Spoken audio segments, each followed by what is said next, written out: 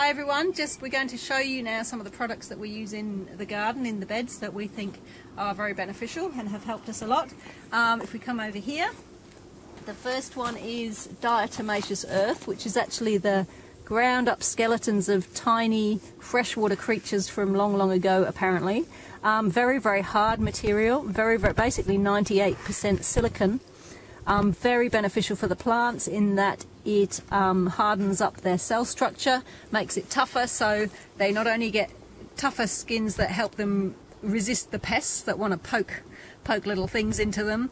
It also makes them stronger, gives them more resistance against heat, etc, etc. This stuff also puts silicon back in the soil, and that's very important in Australia, certainly, where most of the soil is extremely silica deficient. So that's what that does.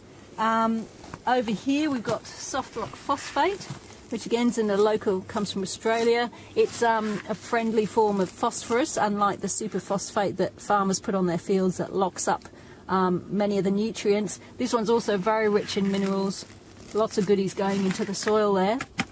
Then we've got rock dust, which is my favourite. It's amazingly heavy.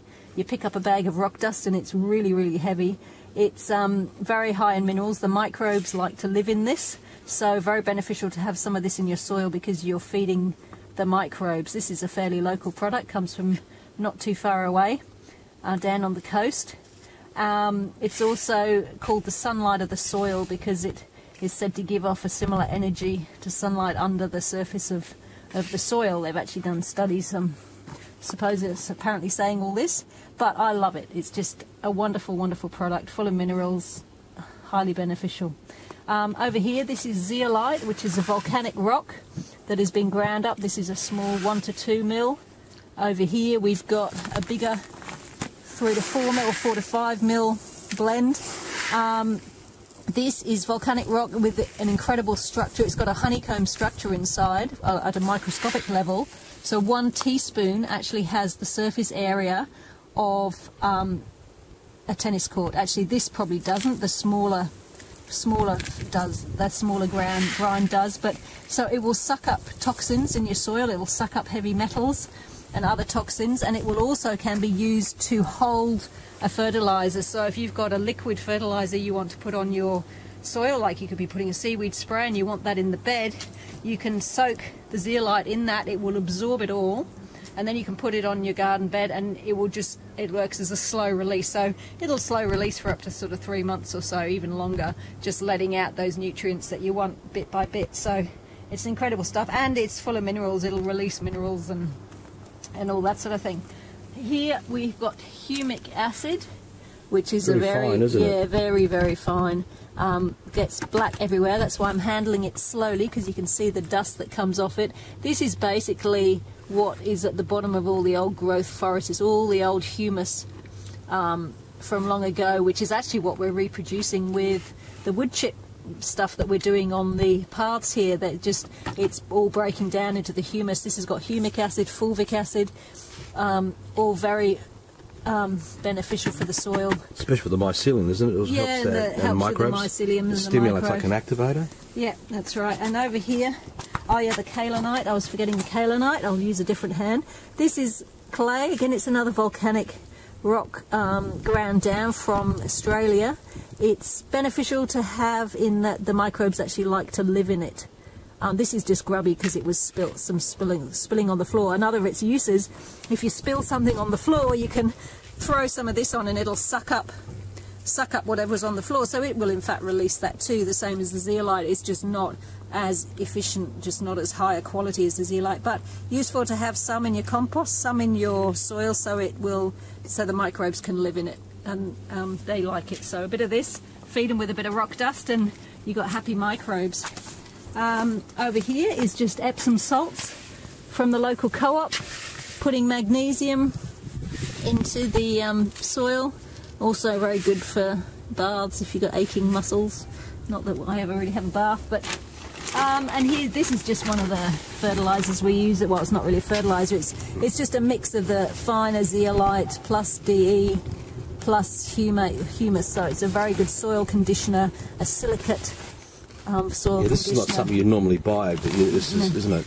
This is something that we scored a lot of this stuff as a gift, and it's we really use it. beautiful product. Feels like mossy peat sort of stuff. Yeah, I've been very generous nice. with it, throwing it around in all the beds. And then the thing we put in small amounts is... What's it called? It's called borax. It's just the cleaning stuff. You can buy it in a local grocery store called the IGA you can buy stores the in Australia. IGA, which are independent grocers. You can buy them in boxes if you want. You can't generally buy them in Coles or Woolworths or something anymore, but... What's the name of the company? Can you see the fine details? This is Harper's. Harper's, and they'll have details there where they are. I'll say to you. They're in Victoria. So look up Harper's in Victoria and buy yourself some boxes from them if you can. But this you don't need a lot of. It really is. You only need a little bit of boron. But boron is generally lacking in soils and vital as a mover of calcium and magnesium. So you want to use this a bit more sparingly. Sprinkle it on. But very vital. You can actually. I didn't say this, but you can actually take this, even though you just got to make sure it's pure boron. But it's highly beneficial for us as well, as are various forms of these things too.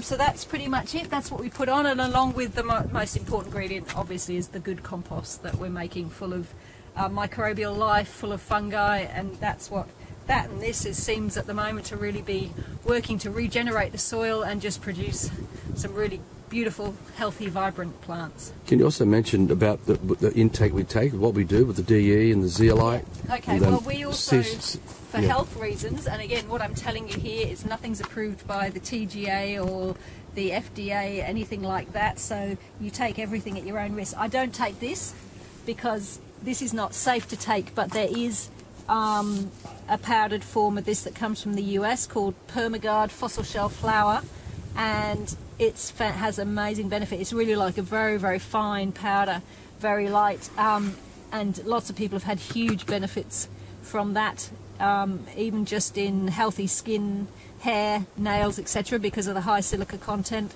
Some people with diabetes have reported being able to lower their insulin intake. People with high blood pressure have reported that their blood pressure's gone down. People have found it relieved their constipation, regulated bowel movements, all that sort of stuff.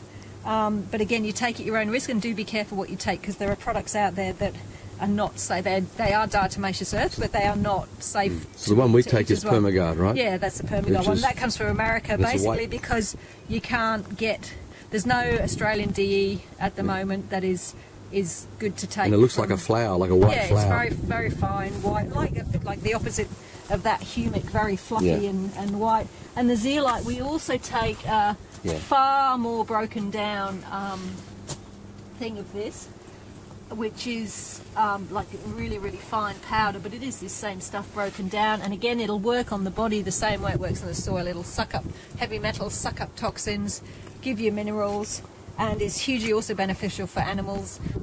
Think animals like horses, cows, grazing animals. It'll suck up ammonia in the gut, and generally give them a lot of relief.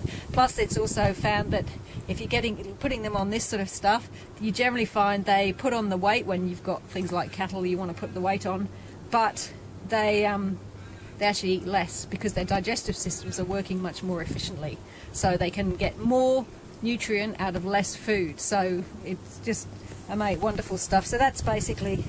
We also sometimes take nothing like this, but a fulvic acid, which is a liquid that has been made from breaking down, not actually this one, because this is a Chinese one. I wouldn't eat this, you never know. It's supposed to be organic, but you never know. An American one that's that's definitely a very good quality of lenodite. This is what this comes from. What's called lenodite? Lenodite. That's the stages in the shale before it becomes coal. That's basically what this stuff comes from, and that's because that coal was formed from what was in all the deep forests, all the peat beds, long ago. So, if all that is true that I've been told. And the fulvic acid is that we take as a liquid, right? And yeah, we take it as a liquid. And we take it as a drop. Just a few drops. And what does it do? Well, it helps to energise and oxygenate the blood. It helps to... Electrical energy or something. Yeah, and it increases the electrical energy of the cells, and just you can actually feel a little boost of energy when you take it, and hugely beneficial. The only warning of it is it's a booster, so if you're taking any pharmaceutical drugs or something, it'll boost them, so you don't take it if you're taking something like that, because you don't want to end up with your dosage of pharmaceutical drugs being so you just got a little bit careful. And you also don't take it with tap water, because it will boost the chlorine, boost the fluoride, etc. in it. But they're things that we do that we've found. And seaweed meal? We also take a seaweed meal that's actually designed for animals, but you know, it's been tested for years and years and years, and I even met the scientist who has been studying it for 15 years, and he takes it every day, so I figured if he takes it, it's going to be good. And that stuff is amazing. It helps to ward off coughs and colds. It seems to help prolong the cell life in the gut, and it's like a prebiotic, so it'll feed the probiotics in your gut and therefore increase your gut health. I love taking that. Is it a reputable name, brand or anything? Oh, that's Tasco, which is it's a Canadian company from Nova Scotia, and it's sold as an animal product, but I take it. Yeah. I'm not worried about that. So this is not, we're not giving anyone health advice. We don't advise, and no legal advice. No. We're just giving you things that what we do. What we do. Yeah. And, so we're not here to tell you. Put anything in your body at your own risk. And but those we are things should be that having it every morning. We have well, how much do you put in of each thing? Well, I do like a smaller teaspoon of the zeolite. Plus now I'm actually doing 2 quite heaped teaspoons of the DE. The seaweed meal, all you need to do is lick your finger, eat it, repeat, and then the Fulvic's just a few drops in the water. Shake it up. Yeah. Yeah. Well, it depends how you want to take it. He mixes it together. I have the zeolite first, then I have. Look at it too. The animals will eat dirt. They'll eat rocks. They do. I mean, and even tribal people. Will some people who have put out DE, like some animal people give this to their animals, and they've had good results from it. They can leave it out in like a trough in the field, and the animals will willingly go and take it. I also give it to my dogs. Here comes Tess. Oh, looks like she's ready to go to work again. And here comes the other one. So they have it, and they're very healthy looking. Yeah. Give them the DE and the zeolite mixed together, and also, if you lick my hands then, that probably didn't taste very nice.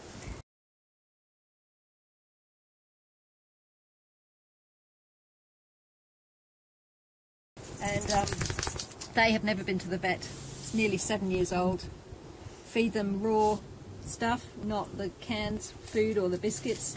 Also give them a bit of things like oats, and I put in some coconut oil, and I soak them, and I put in some coconut oil. I put in a mixture of the zeolite and DE.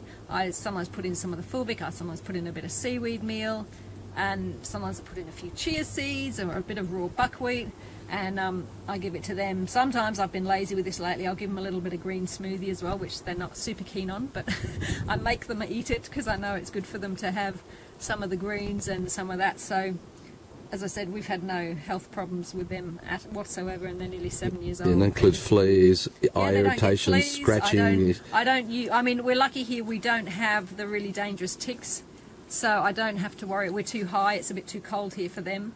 The ticks that we have in Australia, the paralysis ticks, they're further down the coast. So I don't have to worry about that, but I've never used any flea protection with these. We have a cat. The cat has the odd flea, as cats tend to, and I have read that cats bring the fleas to the dogs, and yet my dogs they had fleas once, very mildly when they were 1 or something, and then they've gone away and they've never come back. They just don't exist around here. So I think it's like anything. When you're really healthy, the parasites aren't interested in you. It's not their job. The parasites go for what is already not functioning properly. Yeah, degenerating. That's their job. Yeah. And so they go in to feast off that. But because these girls are very healthy, we don't have the problem with that. So I don't have to spend fortunes on Advantage and Advance and Frontline and all these products that really cost you a fortune. And really, they're just a sign that your dog's actually let's bring not our very kids healthy. into it, because our kids as well. Yeah, we don't. healthy. Yeah, we don't seem to have these medical bills, and when other kids at school are getting sick and down for up to a week, sometimes 2 weeks, our kids are up and running. They might have got a cough, but they're like within hours, or in some cases within a day. Yeah, they usually get a few winter coughs and splutters, but they're gone, and they don't hold them down, and they can recover very fast. They're not incapacitated, you know, really and not. I really think they take some of this, less than we do, just because they're less dedicated. But I really feel it's it's eating the better food, and as much it's just not putting that rubbish into your bodies. I'm not saying they never eat some rubbish if they go to parties and stuff, but they're not eating meat, they're not eating dairy, they're not eating wheat, at least at home. They are not eating McDonald's, any fast food. Not white sugar, white salt, none of the whites, all those horrible iodized salt, no white rice. We don't do any of that stuff, nothing processed. But the thing we should point out that we're entering the 4th year of putting these kind of goodies into soil. So there would be a point now where all these plants, like when you go back down, look at those big brassicas, just go down, we did this in the other video, some of these are massive, right? But our kids are eating these. And they're having them with wraps, or they're making them in smoothies, salads, and there's a whole range of we do all kinds of other meals with them. Now, these guys have got all that stuff in it. Yeah. So our kids must be benefiting at some point. Because you can only, the plant can only contain what's in the soil, except for a foliar spray you put on it. So if the goodies are not in the soil, which of course is the problem with most of the fruit and veg you buy in the shops, the soils are deficient. So the plants, the vegetables you buy are also deficient. So they compared to what our grandparents were growing in their allotments 50 years ago or 40 years ago even, there's nothing in them anymore. I look at the size of that one down here. Oh, that's huge. Go and show them that one. Look at this leaf here. Yeah, like they're like parasols, these things, and really you can fill that up with stuff, wrap it up, chomp it down. It's probably even too big to do. And if you look at the back, you can see like there's more and more of them. And this is just, this is like just boxes we sort of got together in the last few months, and we replanted these guys, and some were actually in the box, and we couldn't go deeper down in it. All right, well that's it for now. We're on to the next stage of our gardening projects.